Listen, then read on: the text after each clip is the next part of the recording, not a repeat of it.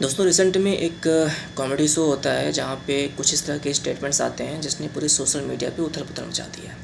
पहला स्टेटमेंट एक लड़के की तरफ से था कि वो एक डेट पे जाता है किसी फ्रेंड के साथ, किसी लड़की के साथ, और उसको 370 रुपये की बिरयानी खिलवाता है। फिर उसके बाद वो पार्क में जाकर उसके साथ किस करके वो 370 रुपये का वसूल कर लेता है। दूसरा स्टेटमेंट उसी शो का था जहाँ पे एक फ़ीमेल जूनियर डॉक्टर थी जो बताती है कि हम कैडवर पे जब एनाटॉमी की प्रैक्टिस कर रहे होते हैं तो वहाँ पे मेल के ऑर्गन्स के साथ या फिर उनकी प्राइवेट पार्ट की साइज़ के साथ किस तरह से हम जोक करते हैं।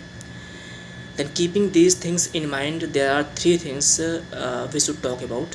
The first thing is that whether the mentality behind 370 रुपये की बिरयानी का पैसा वसूल, reignite the debate on marital rape which is yet to be criminalise in the Indian rule of law.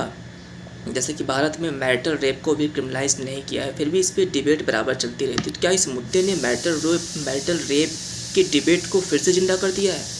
And the second thing is that the medical ethics behind cadaver, because cadaver is not just a dead body, it is something that must be respected. And in medical terms, in medical environment, cadaver is the first teacher of medical student.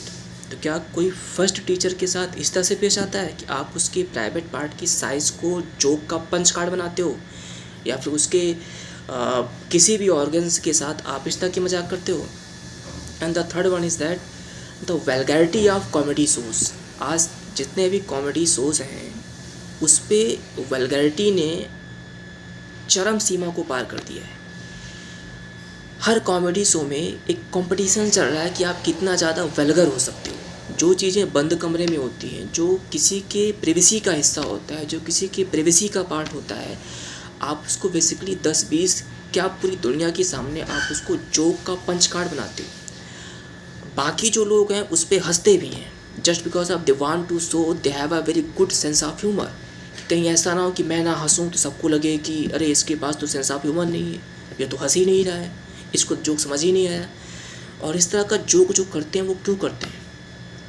Shocking attention के लिए, कि 10-20 लोग जिस चीज़ को बहुत ही complicated समझ रहे हैं, बहुत हार्ड समझ रहे हैं, बहुत टफ समझ रहे हैं, हम उसको बड़ी ईजी तरीके से बड़े हंस के करते हैं just because of you want to grab the attention. So इस तरह की शॉकिंग कॉमेडी करना, इस तरह की शॉकिंग स्टेटमेंट देना जो सोसाइटी के इथिक्स को चैलेंज कर रहा हो, इससे बचना चाहिए।